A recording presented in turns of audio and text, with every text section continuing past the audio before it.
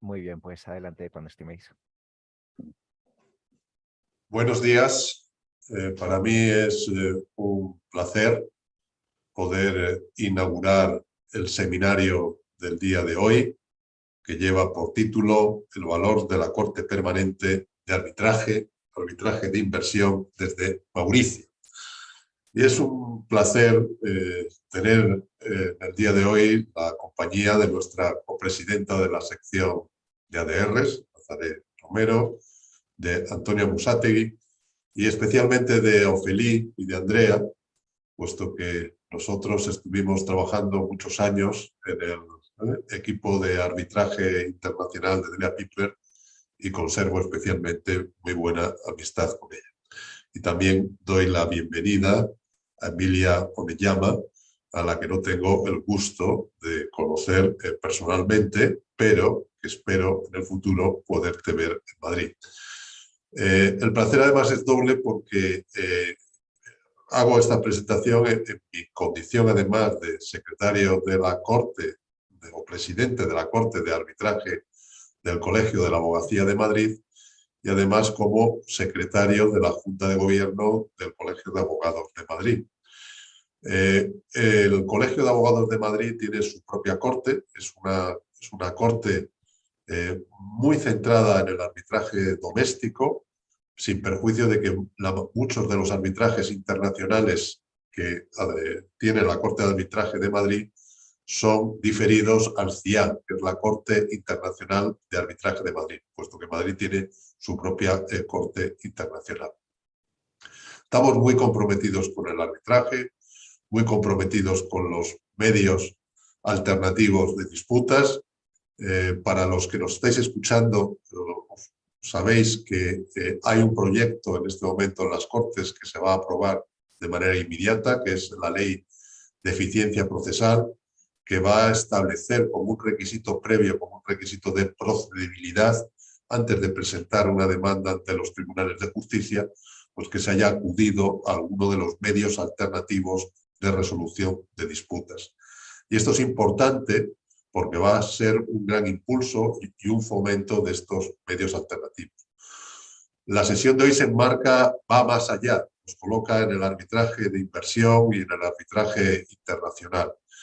Y no por ello no deja de ser muy importante todo lo relacionado y estos cursos relacionados con el arbitraje internacional, puesto que nos ofrecen nuevas formas, nuevas alternativas para resolver disputas en el ámbito de los arbitrajes de inversión. Con ello y con estas palabras, dando la bienvenida nuevamente a mis amistades que van a intervenir a lo largo del día de hoy, a los moderadores y deseando que esta jornada sea lo más fructífera para todos los que nos están siguiendo, pues voy a dar la palabra a Nazaret Romero y Antonio Musátegui para que hagan las siguientes introducciones de los intervinientes. Bienvenidos y espero veros a todos nuevamente en Madrid, por supuesto. Gracias, secretario de la Junta de Gobierno del ICANN. Gracias, presidente de la Corte de Arbitraje de Madrid. Welcome everybody. It's a pleasure being here today in a seminar which we are deal with the value of permanent code of arbitration in arbitration from Mauricio. In fact, we have just said our president arbitration court, Madrid Bar, is very important because, in fact, nowadays, our arbitration court, Madrid Bar, is concerning domestic arbitration, but as everybody knows, we are a strategic partner from MIAC, Madrid International Arbitration Center. For this reason, and working together with our international department, we are going today offer you this seminar in which first time we are talking about investment arbitration focus in Africa. Why?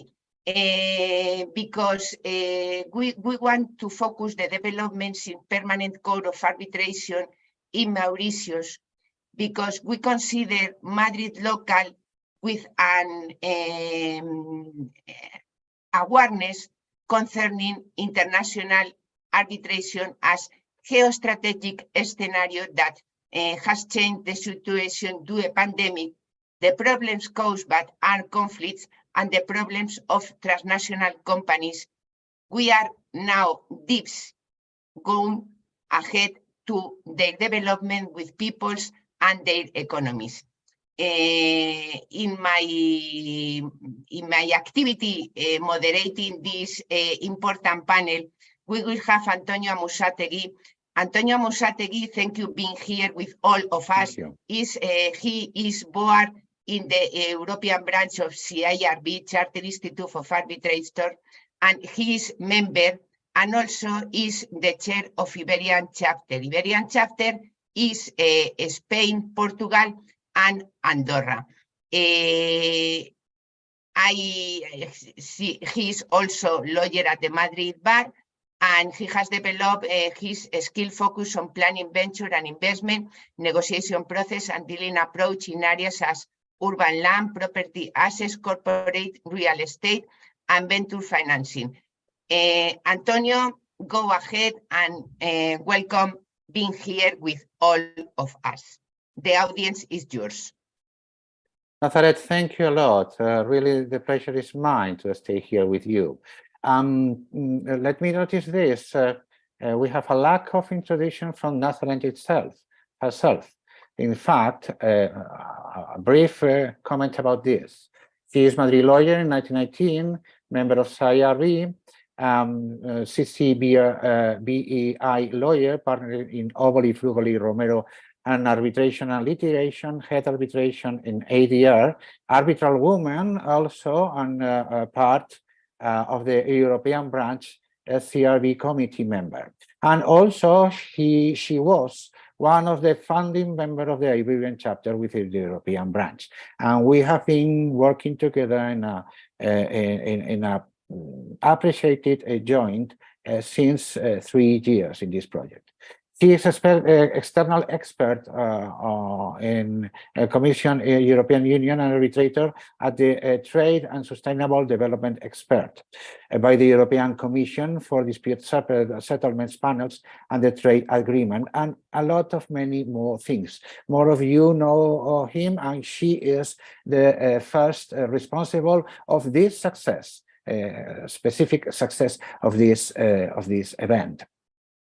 We have here, as Nazareth mentioned, 3 persons of interest. Andrea Lapunzina was the first in her position of being the legal counsel and representative of the Permanent Court of Arbitration, PCA, in Mauritius, assisting with the implementation of the Mauritius International Arbitration Act and with the promotion of Mauritius as a venue for international arbitration and PCA services throughout the African region.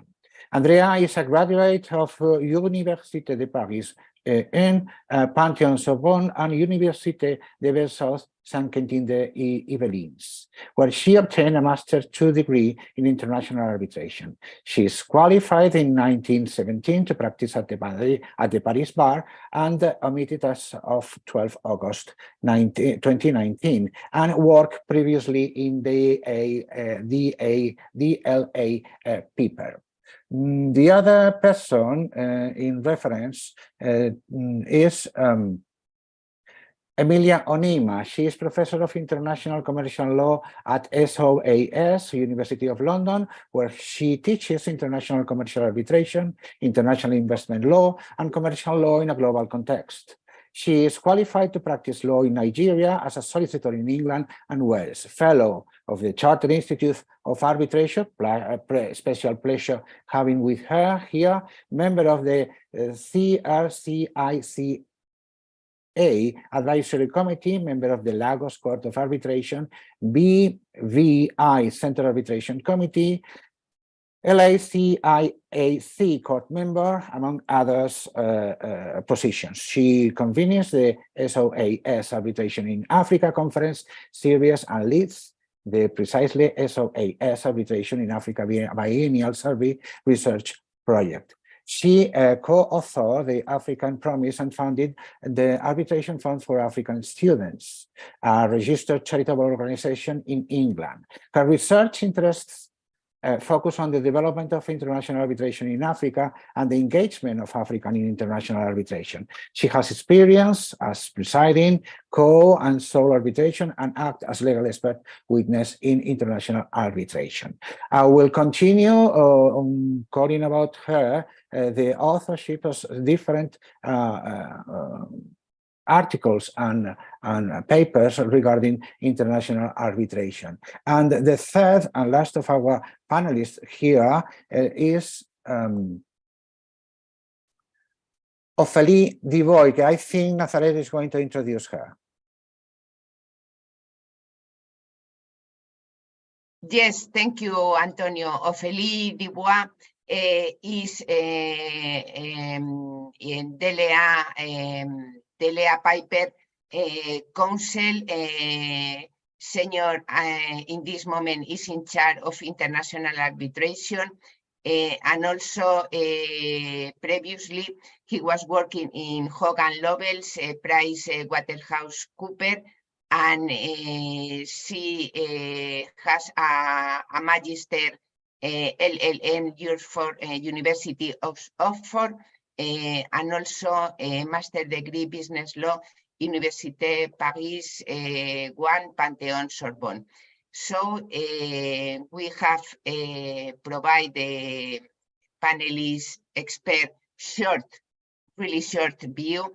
And in this moment, I think, Antonio, we can initiate with Andrea Lapuncina and the important knowledge that will develop with us. Welcome. For sure, Nazareth, starting with this, Andrea. Point. Why should one use Mauritius as a seat of the arbitration in nowadays context? Thank you very much, Antonio, for that question, and thank you for inviting me to participate in today's seminar. It's really a pleasure to be with all of you today. So why choose Mauritius as a seat? That is going to be one of the large questions that I'll aim to be responding to over the course of our discussions today. Mauritius has a very modern international arbitration legislation that was signed that came into force in 2008, and that has been promoted and changed a few times until the last of which was in 2016 to promote the efficiency of the arbitral proceedings. It is based on the UNCITRAL model law, which is a tried and tested body of law that will enable and facilitate the arbitrations, and it carries some modifications to that model law in order to further promote efficiency. And this is something that is going to be particularly relevant today as we're going to be looking at investment arbitration. One of the most important modifications in this regard is the fact that the Secretary General of the Permanent Court of Arbitration will act as the appointing authority under the MIAA, so the Mauritius International Arbitration Act. So if there are any difficulties that arise regarding the constitution of the tribunal, you have chosen the seat to be Mauritius, you benefit from the full of the PCA's experience. And as I know that we have here today listening to us a lot of lawyers, and lawyers have to talk to clients who have to consider the expenses to be dealt with in matters of arbitration. An interesting thing to mention is that in all matters relating to appointing authority matters under the MIAA, there is no cost incurred when their requests are made under the MIAA. Mauritius also has a very strong arbitral competence within the country, and is topped and has its judicial system topped by the Privy Council itself. So you have a security with regards to the whole process. Now, with regards to investment arbitration, a lot of people don't necessarily think that seats are important, because most people will think of ICSID and the Washington Convention as the first and primary way of going through investment arbitration. But today, and if Antonio is all right with this, I would launch into my presentation with regarding the PCA's role in investment arbitration with regards to Africa, and focusing, of course, on the PCA's role here in Mauritius, where we have an office. Mm-hmm. Well, Nazaret. No, well, continue. Thank you very much, Antonio. Mm-hmm. Continue with the following. Emilia, so interesting to point out about this. From your point of view, what makes you lead to attend the arbitration in Africa, and what can you describe the situation in such kind of industry today? Thank you very much, Antonio. And I also add my own thanks to Nazareth, to Antonio, to the Madrid Bar for the invitation, and to Andrea for the PCA's invitation. Andrea, thank you very much for sketching out what the PCA does and why Mauritius is important. I think just to add, looking at the continent, globally, and just sort of thinking through the research we are doing and our own understanding of the African market. And it is true that the PCA, their primary focus is marketing Mauritius and the PCA. But I know that the PCA also markets other regions, because the PCA is, and Andrea, correct me if I'm wrong, the PCA, one can have one seat even somewhere else and still have the PCA administer that arbitration. Why we think that Mauritius is massively important. I think when you talk about arbitration, you cannot talk about arbitration without looking at the local judicial system and how supportive the courts are. And it's on record that we have a couple of jurisdictions in Africa, across Africa, in the various regions, because it all depends on where people are doing business and where our listeners have their clients located.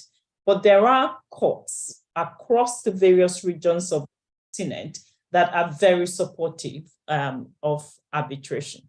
And so we can talk about Mauritius, we can talk about South Africa, we can talk about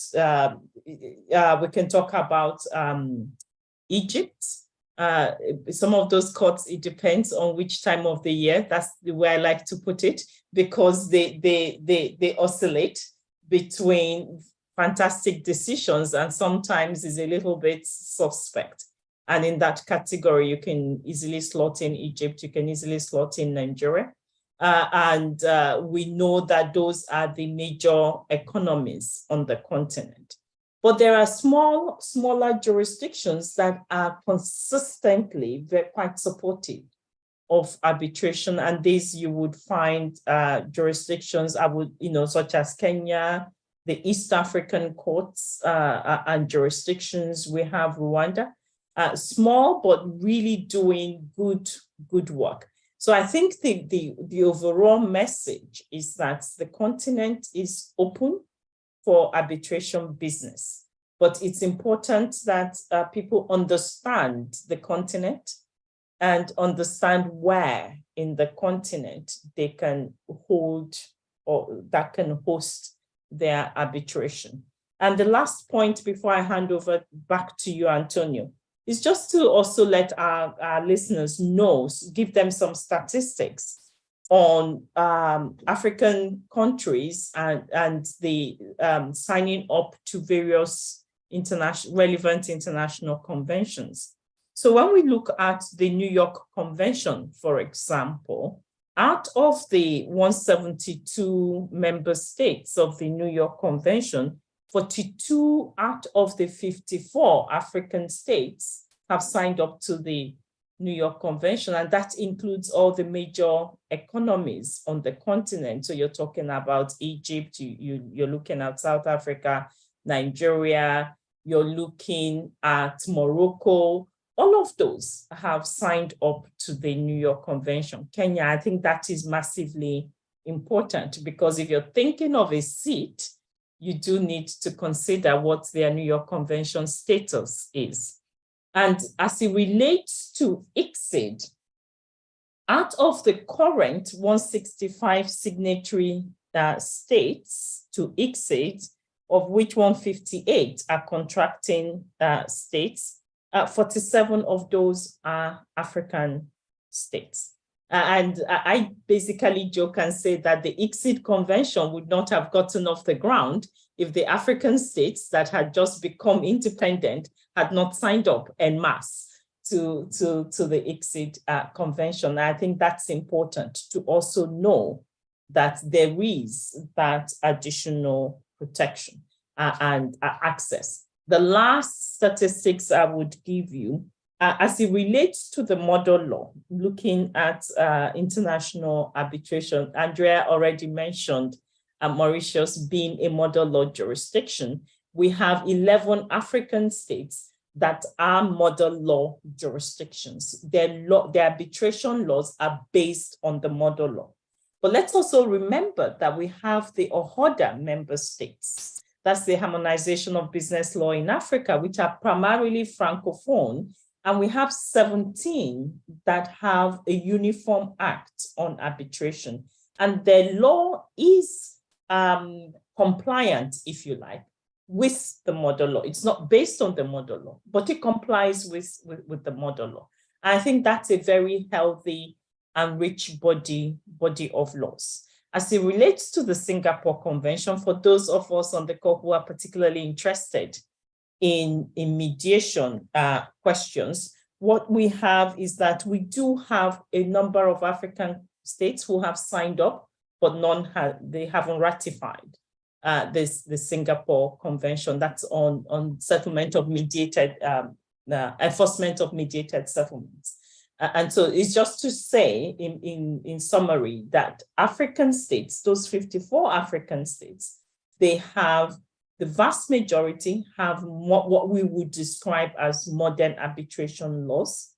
We have the very important economies, they're all members of the New York Convention, apart from South Africa for ICSID Convention as well. And those 11 jurisdictions whose laws are based on the model law, which means they're familiar laws. And amongst all the 54 African countries, there's only one African country that does not have a bespoke arbitration law, and that is South Sudan. I think we can all understand that South Sudan is a new baby. So I would stop there, Antonio.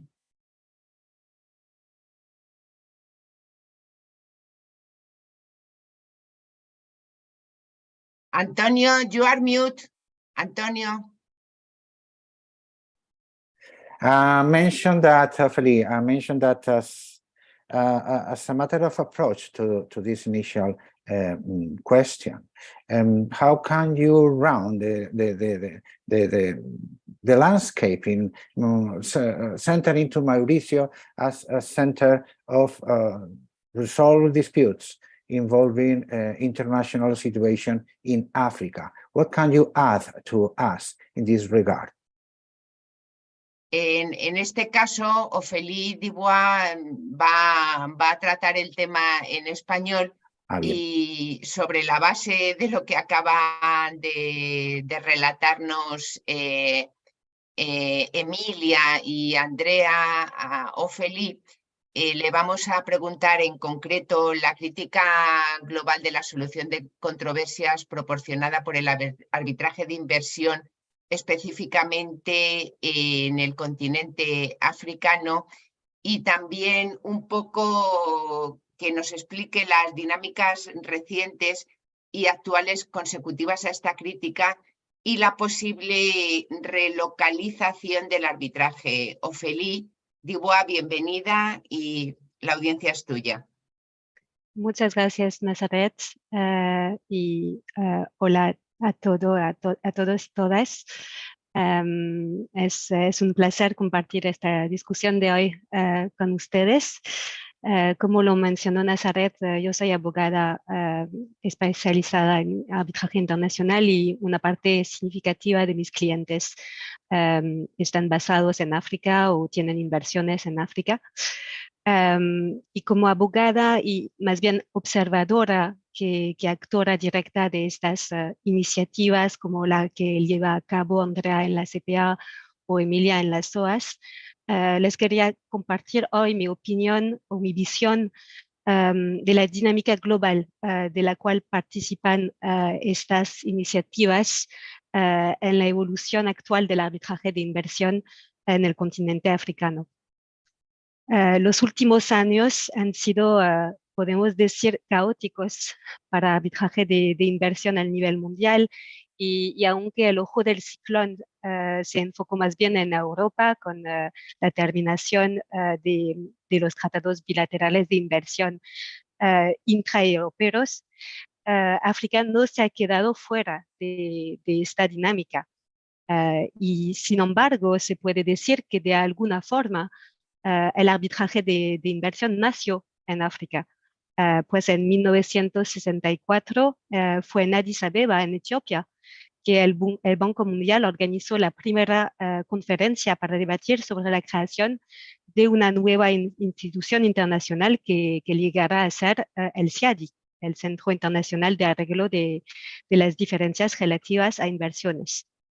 Y el sistema de solución de controversias en materia de inversiones que conocemos hoy ha sido en pie desde más de 50 años ahora.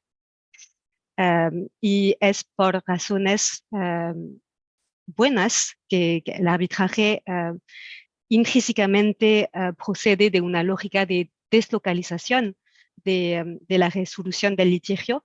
El litigio va a ser juzgado por un tribunal arbitral en vez de jueces nacionales y el motivo esencial de esta delocalización, entre otros, es la búsqueda de un foro neutro para la resolución del litigio.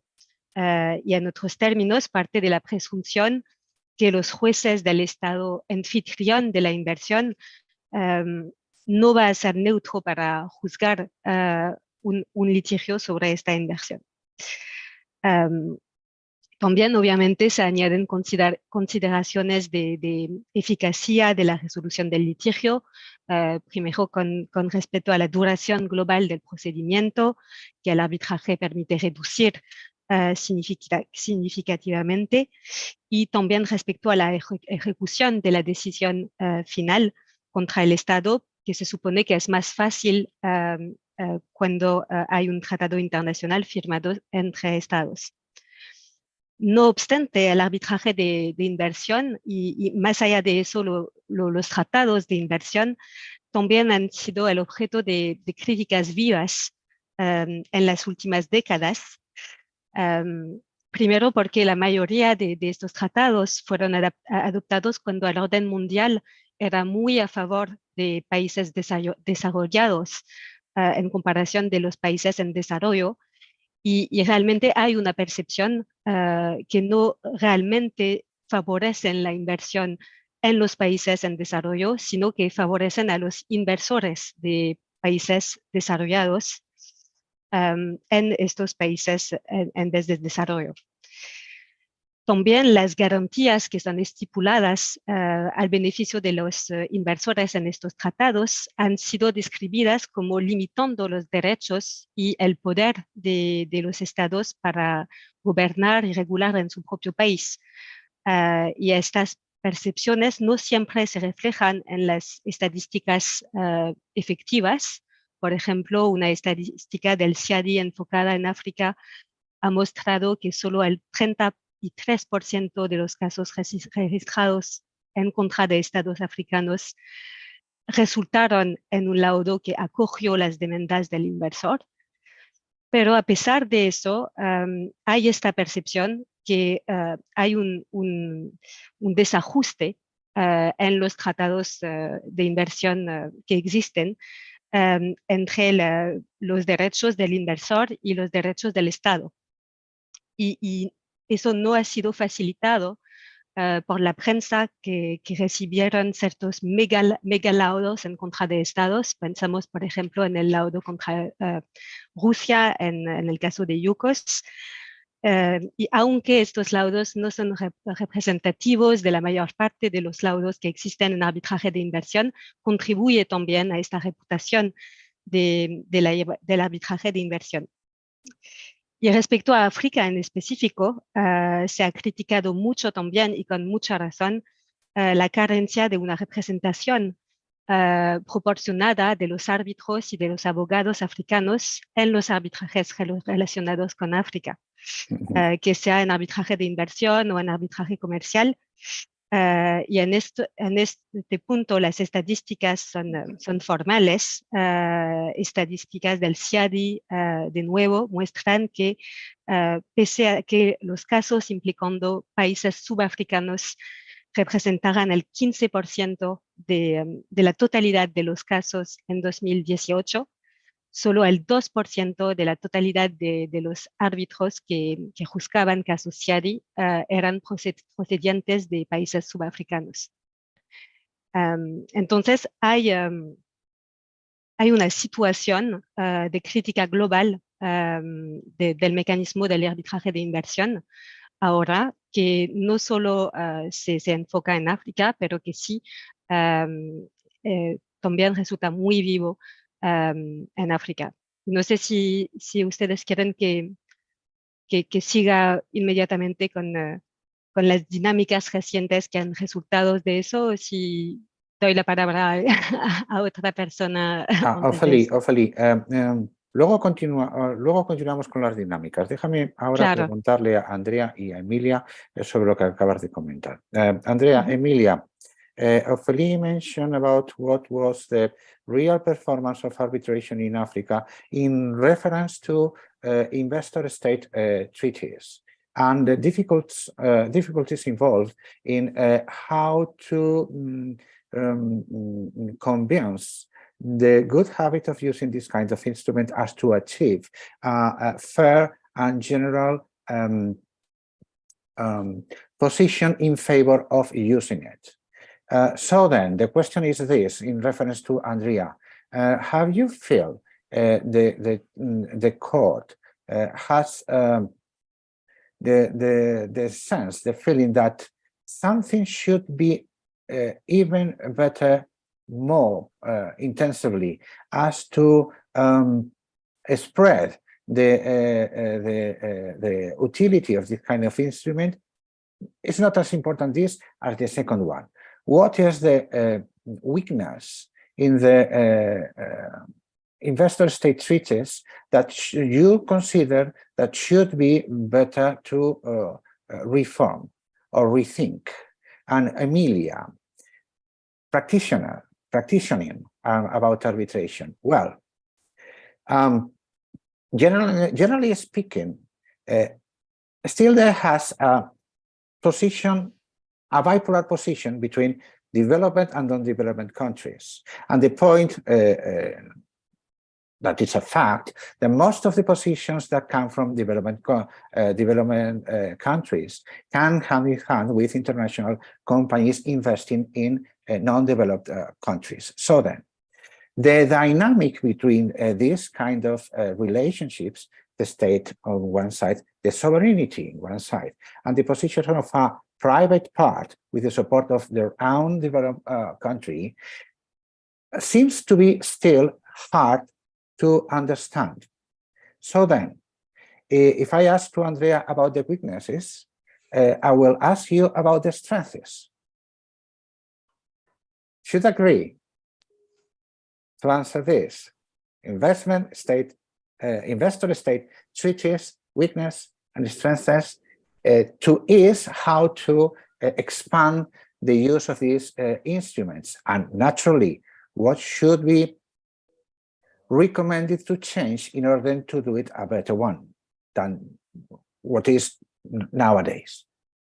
And Andrea, later, are your position? Nazareth, I left the yes, bomb there. And previously, Andrea and Emilia will answer your interesting question. I would like add to Emilia one other question regarding what the second question. I would like that you can answer concerning what have just said of Elidigua about the nomination and selection of arbitrators since Africa nationality that is considered a critical and a lack that from CIADI is generally a debate. And I would like that you inform the important development since your research and as arbitrator in Africa. Thank you, Andrea. Emilia, is your turn to the audience. Thank you very much, and thank you for those interesting questions. With regard to the PCA, as you will very well know, the PCA when it was created in the 19th century wasn't necessarily intended to work on investment arbitration. It didn't even exist back then. It was just supposed to promote the peaceful resolution of disputes to avoid war. And historically, the idea was very much to just interstate arbitration. Eventually, over time, it evolved into an institution that also caters to investment arbitration. And in that regard, it even created optional rules in 1991 in that perspective. And today, it's to this day, the majority of the docket of the PCA is really investment arbitration. Now, obviously, the PCA as an institution doesn't have an opinion to provide regarding strengths or weaknesses of investment arbitration. It is very much up to the states to come with the solutions that are that they believe are most relevant to the promotion of their investment policies and to the development of their economies. In that regard, the PCA has always come as is always happy to provide training or assistance in certain points. But with regard to the philosophy of investment arbitration itself, it is not for the PCA to intervene on something in particular.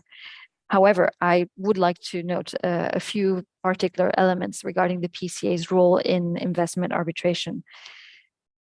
Like I said, a majority of the docket at the PCA is nowadays investment arbitration related, and that's because states have designated have either chosen specific rules to govern the arbitration, the UNCITRAL rules most of the time when the PCA is catering, administering them, or they've actually designated the PCA itself as an administering institution. So, Antonio, in this, I've said that I would not argue about the advantages or the strengths or weaknesses of the investment arbitration system per se.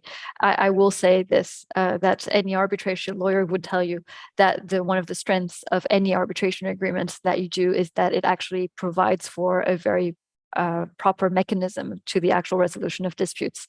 And the one thing where it would be very important is to always include something that is actually going to strengthen and allow the enforceability of your arbitration agreement. And here, if you are a state keen to develop the investment arbitration mechanism, you would wish to either include the PCA or the UNCITRAL rules as part of your arbitration clause. So here, one of the weaknesses of not investment arbitration per se, but perhaps some instruments is not necessarily to provide for the right institutions. And here is something where I would very much underscore that drafting the proper arbitration agreement would be key. Thank you very much, Andrea. So I'm going to turn to the questions I was asked. And so the strengths, and maybe I should, in my view, also talk about the weaknesses of investment arbitration or investor-state arbitration. I think for us to assess the whole system of investor-state arbitration, we may need to look back at the history, how we got here, what was it designed to do? And that takes us back to that North-South relationship, and the idea being to protect the investments of former colonial properties and citizens of former colonialists, to protect their investments in former colonies. And that is important, because before we had the colonies gaining their independence, there wasn't a major push for this, because the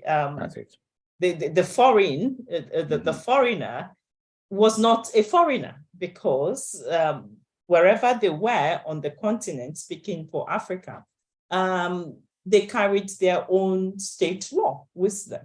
So, Spanish traders coming to the continent, or Portuguese or French or English, it was okay. Their law protected them. And I think that's really important, because when we're rethinking the system, we need to engage with, have we moved on?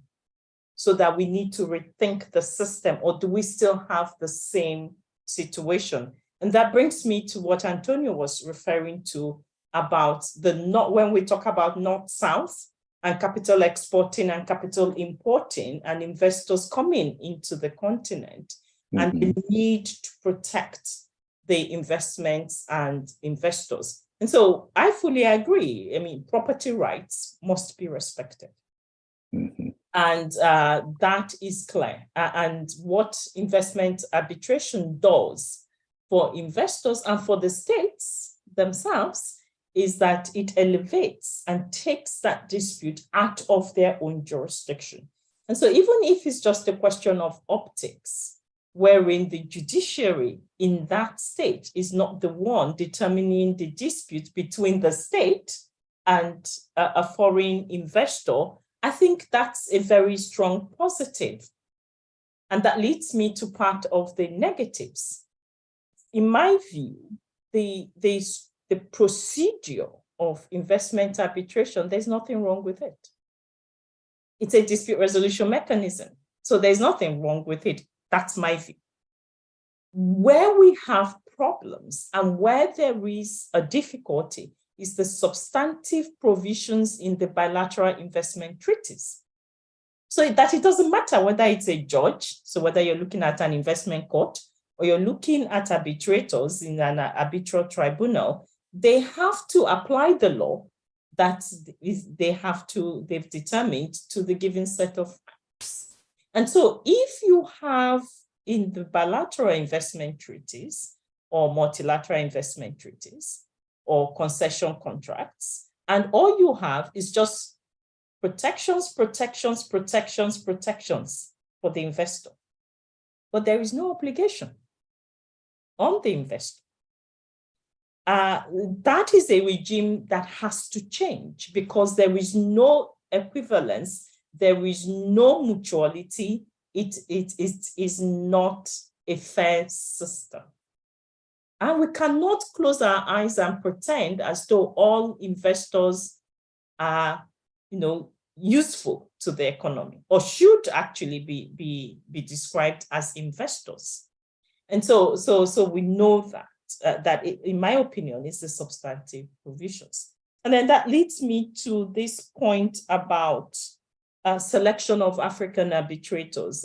That's part of the work that we are doing with the African Promise that Nazareth raised. And the whole idea, I have written a paper where in that paper, I just looked only at the ICSID appointments and also looked at who counsel was. So I know that Ophelia is DLA Piper. and DLA Piper, they have African groups. So maybe DLA Piper is not a good example. But let's take an international law firm that is only Americans or French or Spanish or English or whatever. They have no African colleagues in their practice. It is much more difficult for them to know which Africans are arbitrators, who is sitting where. For those of us who are practitioners in this field, we know that it remains a very small market. You only recommend people that you know. We know that that is the way it works. And so in that paper, I said that if the African states, using African states as an example, appoints African counsel, and the counsel can work with an international law firm, that's absolutely fine. But when they appoint African counsel, we know other Africans that sit as arbitrator. That there is a linkage, there's a strong connector between who counsel is and who is appointed as arbitrator. And so one of the work we do with African Promise is, you look at the statistics from whether it's ICC, LCI, wherever you look at it, and you look at ICSID regime, since we're looking at investment arbitration for those who publish their statistics, and you would find that the percentage of African parties, especially at states being respondents, and Africans appointed as arbitrators, there's a huge gap. And so the question then became, why? Where are the Africans? Because I used to practice law in Nigeria, and I know that there are lots of people who do arbitration. And so that led to what we started our 2-yearly research on arbitration in Africa to enable us understand what is happening on the continent and to know where are these people, who are these people. And we've done 3 iterations of the research report. So we did one in 2018, 2020, 2022. And we then I worked with 2 colleagues who are practitioners, Kamal Shah and Stuart Dodson, and we came up working with the Equal Representation in Arbitration, ERA Pledge. We came up with the Africa Promise. And the idea with the Africa Promise really is when you produce your long list or short list, diverse and have Africans. If your dispute is with the Nigerian government, you don't need to appoint a Nigerian.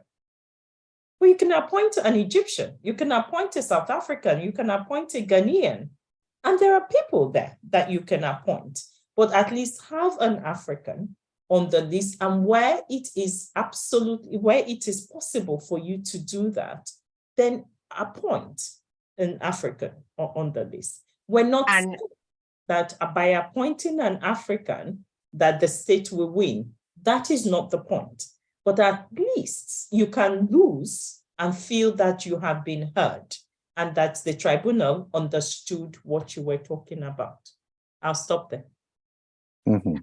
Let me, Emilia, ask you something. Precisely, you mentioned several almost a paper you published in 2020, and then remind that there was a lack of information about you. That was precisely 4 papers you published recently regarding several issues. More of them have you precisely mentioned now.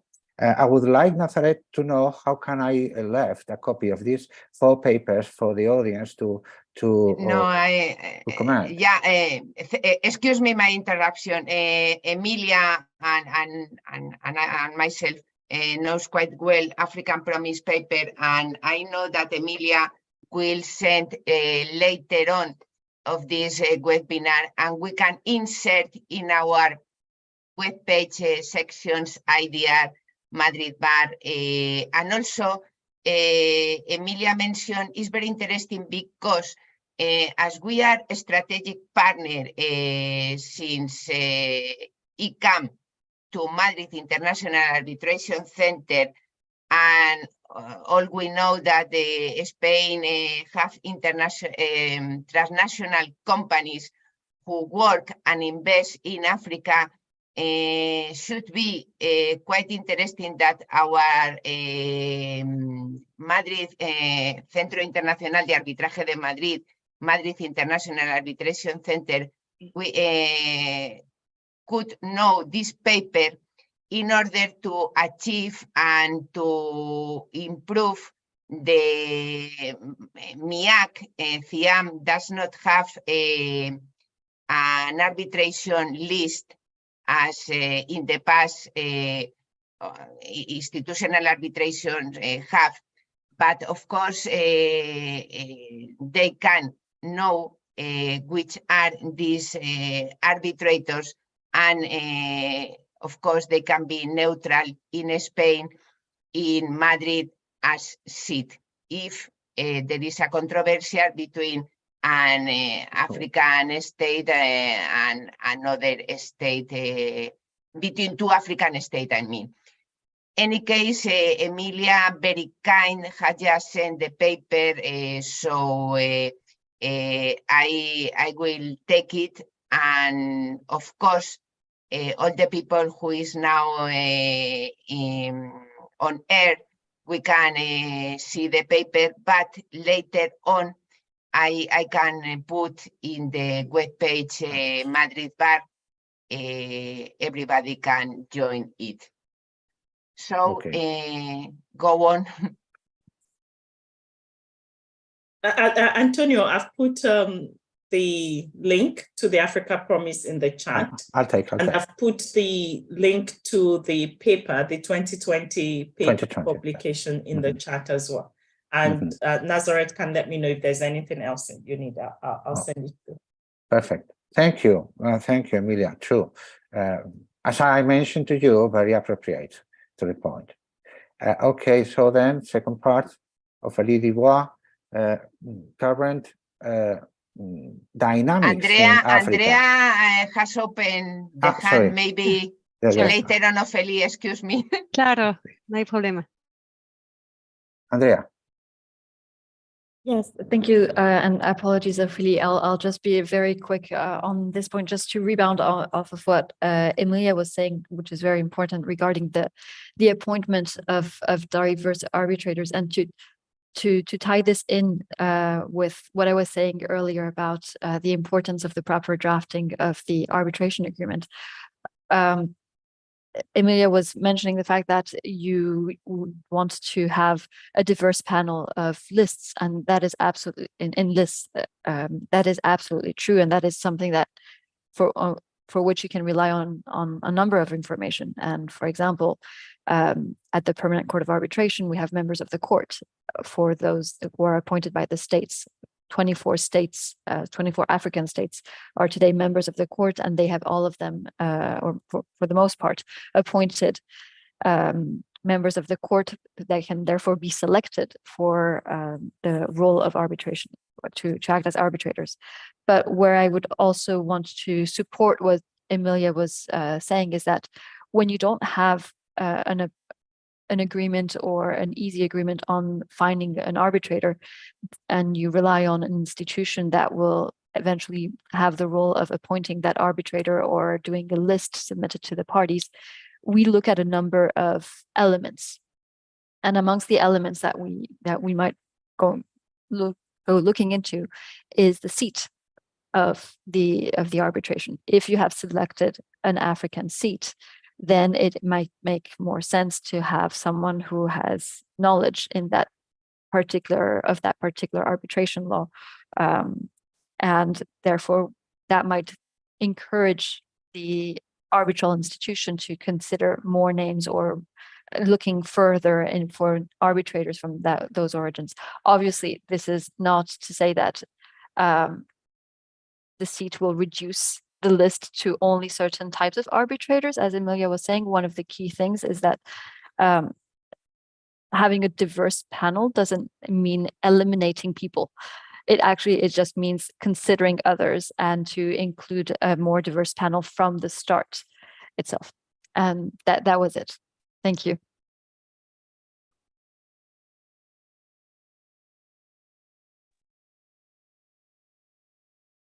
So then, thank you, Emilia, for the new link you sent by the chat, and thank you, Andrea, for your comment. So then, connected with Ophélie, conectando de nuevo con Ofelia, después de lo comentado por Andrea y por Emilia, naturalmente más interés cobra el saber cuáles son las actuales circunstancias que animan el desempeño del arbitraje en África, aunque supongo que Nazaret querrá completar esta pregunta con algún otro comentario.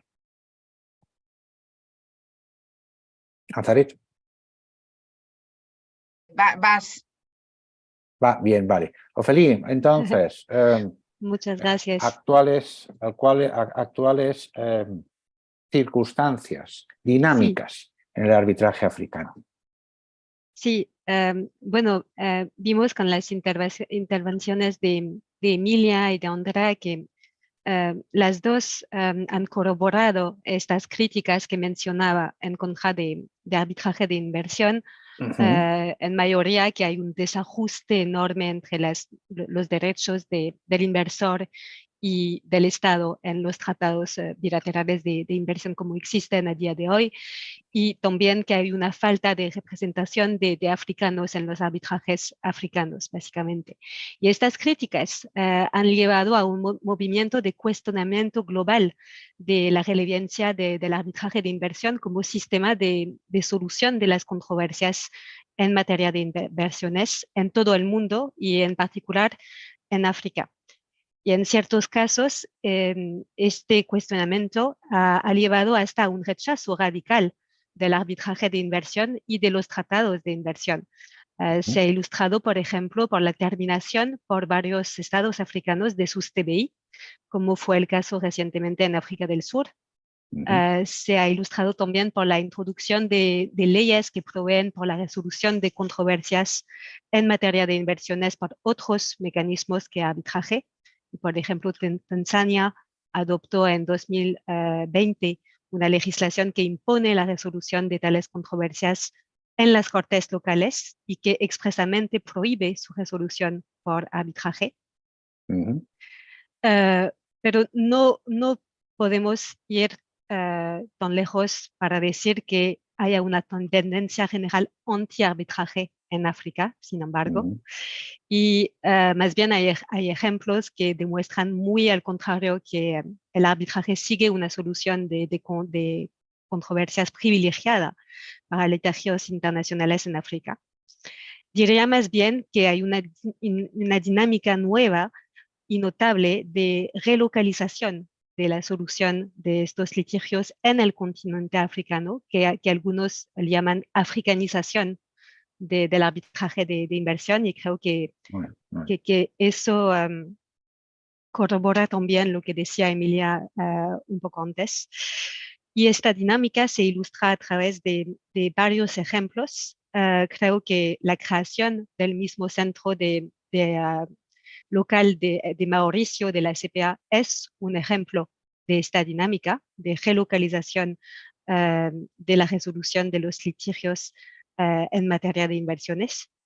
También la extensión de las reglas de arbitraje de la Corte de Justicia y de Arbitraje de la OADA, que mencionaba Emilia, que ahora incluye expresamente las controversias en materias de inversión. Y hay varios TBI que ahora proveen por la solución de controversias en materia de inversiones por esta Corte, la CCGA. Notablemente el TBI entre Burkina Faso y Benín, o el TBI entre Senegal y Francia, son ejemplos. También recientemente, en 2019, se creó una nueva zona de libre comercio de África continental, y sigue en discusión la adopción de un protocolo específico que provee por la resolución de los litigios de inversión mediante el arbitraje. Y eso concierne un perímetro bien amplio porque es en el marco de la Unión Africana, entonces creo que concierne a todos los estados africanos. Y también lo mencionaba Emilia antes, hay una dinámica de negociación o renegociación de TBI para tomar más en cuenta los intereses de los estados y su poder de regulación en ciertos ámbitos, por ejemplo, el medioambiental, y hay un ejemplo, el ejemplo del TBI entre Nigeria y Marruecos, que fue firmado en 2016, que incluye nuevas obligaciones para el inversor con respecto al medio ambiental. Entonces, ahora hay nuevos TBI que imponen obligaciones no solo en los estados, pero también en los inversores. Y eso refleja una tendencia nueva que creo que va a acelerarse mucho en los años que vienen. Entonces, en conclusión de eso, diría que estas críticas contra el arbitraje de inversión no van a resultar en el abandono de arbitraje de inversión como solución de controversia, por falta también de alternativas para resolver este tipo de litigios, pero más bien lo que está perfilándose es una adaptación de esta solución de controversias para tomar mejor en cuenta los intereses de los estados y más específicamente de los países africanos en este sistema, a través de la creación de centros de arbitraje regionales, la renegociación de los TBI y también lo que decíamos, la mejor representación de los africanos en la solución de estos litigios.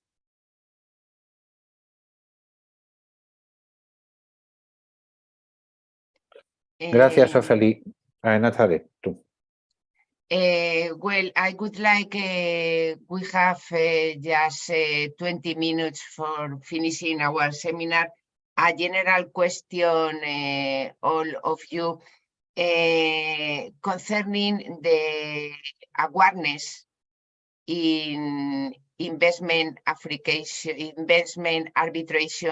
in Africa, and what you think from your different positions. I mean, Andrea from the Mauricio's Permanent Court Arbitration and PCA in general, and Emilia, what had just Ofeli mentioned, considering how improve better understanding African arbitration and investment in Africa for the people and protection human rights. What do you think? Thank you, and term is yours. Andrea, should I start?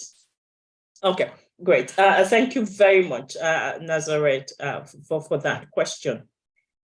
I think we need to also remind ourselves that arbitration is a dispute resolution mechanism. It's at the back end. And arbitration becomes relevant when things do not work. If you have good investors and who have made good greenfield long-term investments, they're not looking for disputes. Investors are businesses. They want an enabling environment to be able to do their business. And they're making profit. So they want to do business. So for me, I think we need to think carefully and ask ourselves, how do we enable that? Governments do not want disputes. African governments are dispute shy. And that's why you don't hear about them when you come to WTO, Africa Union. They prefer to settle if they can settle their differences.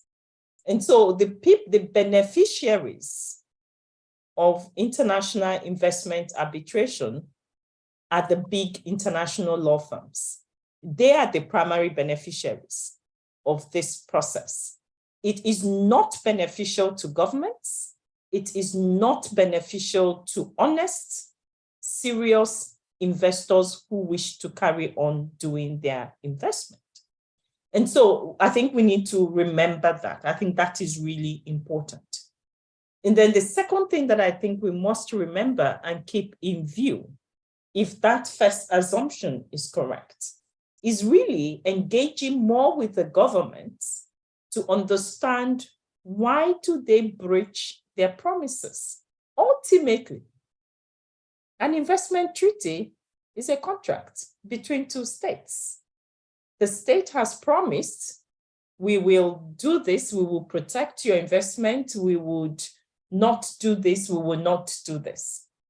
And so the question then becomes, if I have promised Andrea, I'm not going to take your property, I'm going to make sure I give you full protection. I will, all of that, MFN, FET, all of those. And I keep failing. I believe that Andrea wants to understand, Emilia, what is the problem? Why is it that you're not able to keep this promise that you have made? And maybe that is the gap we need to fix. And on the back of that is then signing up to investment treaties where you make promises that you can actually keep and not using a template that was not designed for you. And so I'm Nigerian, so I can use Nigeria as an example. Our major problem in Nigeria now is security of lives and properties because of non-state actors who are all over the place. And the state lacks capacity to put non-state actors in check. So why would Nigeria promise any investor now, we would give you full protection and security, when the government cannot even protect itself or its own citizens?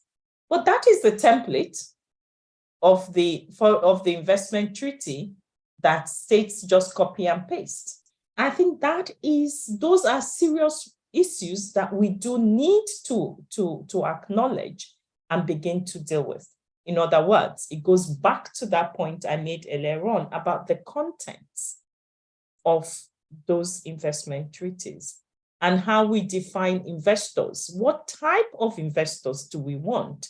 What type of investments do we want? So we do have modern BITs and even the investment protocol of the Africa Continental Free Trade Area that is currently being negotiated. So we have anti-corruption, we have labor rights, we have corporate social responsibility, we have protecting the environment, we have protecting health, we have all of those in those treaties as obligations on the investor. But we still do not have any appreciable mechanism that we can use to pursue investors that do not meet those standards. And so what we have in the protocol, in the investment protocol, is, you will go to the home state of the foreign investor to their court to pursue them. I'm like, how? How do you want them to do that? It's utter rubbish as far as I'm concerned. It's not going to fix the problem. And so there are serious questions. But my view is that international investment law has so developed that we don't use templates. Templates will not work. And Spain can understand why templates do not work and why we need to think carefully, or states need to think carefully what they are signing up to and be sure that whatever promises they make, they can actually keep. And if they cannot keep the promise, they tell to the investor, we cannot give you protection because we can't protect ourselves. It becomes a risk. It's an insurable risk. The investor enters knowing that there is no physical protection or there is no full protection for me and my investment. So it's part of my cost. I buy insurance or I find other people to protect me. And so I think we're getting to that point wherein we do need to rethink the whole system in a way that would work for everybody, if that is possible. Antonio, I'll stop there. Andrea? It's a pleasure to listen to Emilia's views on this. It's particularly fascinating topic. I'll just add a few things to that, but that also add to what Ophélie was saying a bit earlier. You asked Nazareth about the awareness and the capacity on the continent in investment arbitration. And I think that what Emilia just shared now builds into what Ophélie started with earlier on, is that Africa was the cradle of investment arbitration in so many different ways. And it's been present and it's been active on the field in so many different ways. There is awareness of the advantages or inconveniences of investment as perceived politically or by stakeholders, but there's also an immense capacity in the legal field. And as Ophélie mentioned, the past few years have been a bit chaotic, but if there's one advantage to having survived a whole pandemic in the arbitration world, is to see how lively and thriving the arbitration community is in Africa and how very much involved it is in the investment arbitration field. And that is something that comes in parallel to what we can see in the numbers, which is that there is an increasing number of cases involving African parties, not just respondents, also claimants. And in this regard, this is going to contribute to the development of a strong arbitration community that is conversant in investment arbitration.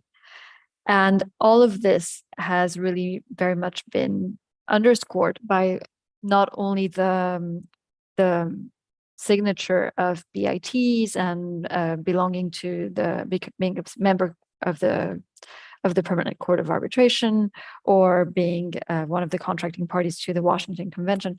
It also goes to the type of counsel that are being retained, and it also is something that is going to be illustrated by the more and more important role of arbitration centers here in Africa, which more and more are going to be hosting investment arbitration cases. And that's the case already here at the PCA in Mauritius, where we've already hosted investment hearings, and where in the future, with the new premises, we are keen to do more. The center that shares the premises with the Permanent Court of Arbitration, the Mauritius International Arbitration Center, has a cooperation agreement with ICSID. The PCA Mauritius office has access to these venues. The fact that there are local places where local seats, local venues where African states, African claimants, African counsel can go to is actually going to further promote the awareness and capacity in Africa, or at least that's what we could hope and wish for, whatever the future of investment dispute resolution might be, and whatever the states eventually decide will be the future in this regard. Thank you, Andrea. We have one question with our audience. But I would like previously remark, because we have 10 minutes to the end, and I would like to remark that this is our first seminar concerning investment arbitration in Africa, but all that we are in this moment listening, and later on in this recording, we are preparing, since the Madrid Bar Association, a course that will be held on in July 17, the third week of July, presential and also virtual. So you can join at the Madrid Bar facilities in our Center of Studies, or virtually because we will develop simultaneously presential and virtual, and also it will develop in English and Spanish. The description of the course is focused on all the community legal professionals from the Madrid bar or abroad, arbitrator and other professionals related to international contracting sector in transnational companies, in order to learn more deepest what we have just providing today with our panelists, and to know the latest developments in Africa, Middle East as a bridge to Europe and America. Of course, this we will do with our Professor Emilia Oneima since SOAS University of London, and everybody has just know the material that will be also in the web ICAM.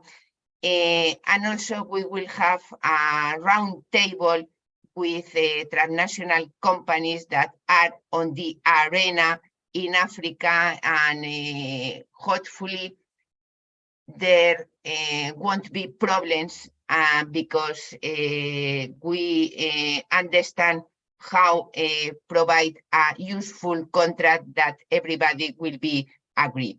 So I have one question, and this question to all of you DRS panelists, which is Raúl Partido Figueroa, who is a friend from the Madrid Bar IDR section, and also will be one of the teachers in this course in July with Emilia Nema. Ophélie Dubois, Andrea Lapuncina maybe will join us as in our roundtable in this week in July. Cordially invited since now. So the question from Raúl Partido Figueroa, thank you very much in advance, Raúl, for all of you. Any relevant issues in relation to the enforcement of hours against third countries in Africa? As you know, there are several hours against Spain, and enforcement proceedings have been initiated in the UK, US, and Australia. These proceedings are still ongoing. You can answer as you consider. Thank you. So I can kick things off and say that as long as those awards are subject to the New York Convention, and for those African states that are New York Convention member states, there shouldn't be any problems, except of course practical considerations, whether you have assets in those countries, whether you understand and have a clear appreciation of the legal regime in those countries. So some African countries, you don't want to enter the judicial system because it might take you another 15 years to get out of it. And so it might be faster for those investors to seek decisions from those courts that you have mentioned. And then the point I would mention, so that I hand over to Ophélie and Andrea, is a question of perception of respect for decisions coming out of particular courts. And so if you have the US courts saying, no, we're not going to enforce this, other courts would listen. If you have the French courts saying, oh, yes, we're going to enforce, people would listen, the UK court. So there's that perception angle as well to it. And so I think we shouldn't discount some of those non-legal impacts on which courts that practitioners or investors wish to go to. I'll hand over to Ophélie and Andrea. We have only 5 minutes, so answer as you consider and go ahead. Andrea, Ophélie? Sí, no sé si ustedes quieren que continúe en español o que cambie para inglés para esta pregunta. Quizá en inglés para ya el Vale. final y... Well, I leave the floor to Andrea as well, but enforcement against states is always a very tricky question.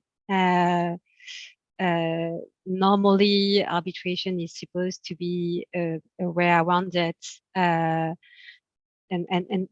bilateral investment treaties as well, because even if you don't have to go to the enforcement stage, there's some sort of a tacit agreement between the contracting states that they will abide with the awards rendered on the basis of such treaties. So usually it's a matter of diplomacy and voluntary enforcement of awards rendered in arbitration, and you don't have to go as far as the real enforcement stage. But I've never been personally exposed to enforcement against African states.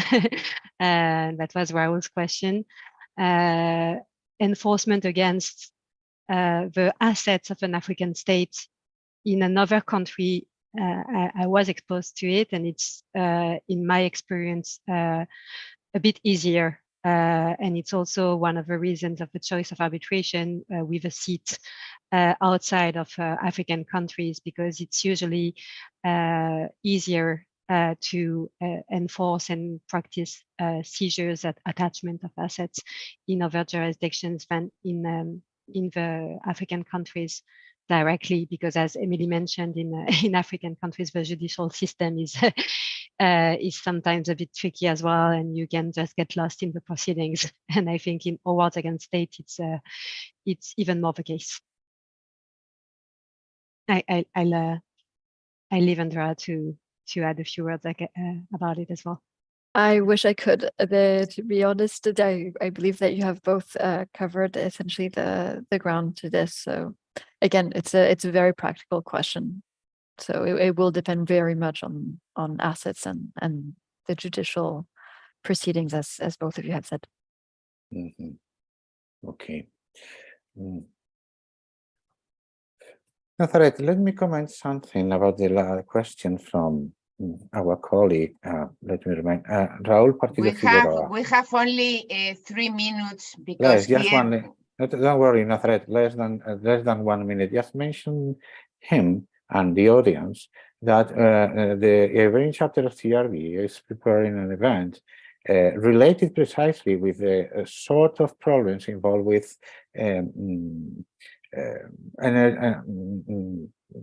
wind and solar investments to produce energy, and the sort of awards that the Kingdom of Spain have been suffering this several months, and we are going to take as a whole the total scenario created by this. We probably we're going to perform this event by early autumn this year, and it promises to be quite interesting, because before summer we are also planning another event connected with the second, related with several issues about anti-jurisdiction actions, and this is all connected. But it's not the time for this. Is the time for arbitration in Africa, and Nazareth Romero lead this event. So then, Nazareth, finish. Thank you very much, all of you audience, and all of you panelists. It's really an honor. And please stay tuned, because our course in July will inform you shortly in order to deep going on these interesting different issues, different problems, but in fact with one solution, become more energetic with energetic intelligence, what means be more in the real moment that we are now. Thank you, all of you. If you have any, the last word is yours, panelists, or we say bye-bye, everybody, and see you soonest. We finish now. Thank you, Emilia. Thank you, Andrea. Thank you, Ophil, London, Mauricio, Paris, and Madrid. And thank you, Department of Secciones SICAM, for your very hard work organizing this. Okay, it's virtual, but it has also time and effort. Thank you. Right, Thank you. everybody. Thank you Gracias all. todos. Buenas tardes. Bye. Bye-bye.